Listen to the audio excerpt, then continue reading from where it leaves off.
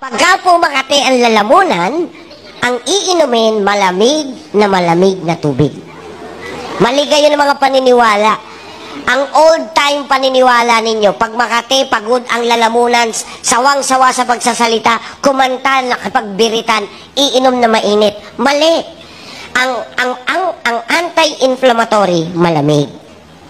Para wag mamaga ang lalamunan. Anti-inflammatory. At ang malamig po ay nakakapatay ng bakterya. So, hindi tumutuloy mabuhay yung mga bakterya sa ating lalamunan. Kaya pag Makati ang lalamunan, uminom ng pinakamalamig na tubig. Hi guys! Magandang tanghali po sa inyo lahat. Once again now, ladies and gentlemen, this is Mr. Lopez reporting on duty. Now guys, mayroon na naman tayong topic at this is very interesting, no? Ito ang pag-uusapan natin ngayon ay tungkol po sa pangangati ng ating lalamunan. Okay? Ang sabi ng mga matatanda, dapat daw pagka makati ang lalamunan ay uminom tayo ng mainit na tubig or maligamgam na tubig para maibsan o mawala ang pangangati ng ating lalamunan. Okay? Ang sabi naman ng iba, dapat uminom ng tubig na may asin or magmumog ng tubig na may asin upang matanggal ang kati ng ating lalamunan. No? At yung sabi naman ng iba, kailangan uinom ng calamansi juice upang matanggal ang pangati ng lalamunan. Okay, alam nyo ba guys na ang lahat ng yan ay sinubukan ko. Ngunit, hindi umepekto at wala itong bisa, no? Hindi po natanggal ang kati ng aking lalamunan.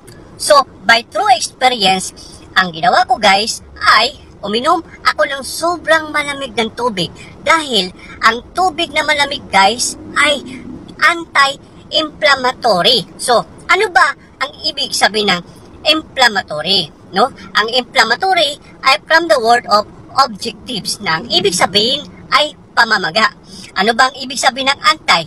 Ito ay pagtanggal ng pamamaga. So, anti-inflammatory sa pag-inom ng tubig na malamig, nakakatulong po ito upang mawala yung kati ng ating lalamunan. So, yan po ang ibig sabihin. Pangalawa naman guys, ito ay anti-bacteria. No? So, ang ibig sabihin, pag makati ang inyong lalamunan, ang inyo lamang na pong gawin ay uminom ng napakalamig na tubig. Nagyayelo sa sobrang lamig guys. Inumin nyo po ito at mamaya-maya po guys, nawawala ang kati ng inyong lalamunan. Yun po ang aking ginawa. Kaya ito po ay ibinibigay ko sa inyo ang aking experience. So sana guys, nakatulong po sa inyo itong aking mga sinasabi dahil very effective po ito guys. No? Actually ginawa ko, nagdagdag pa nga ako, kumain pa ako ng luya, ginawa ko pang candy, okay, natatanggal naman. Pero bumabalik din guys. No? Hindi siya totally nawawala. Hindi siya na-prevent.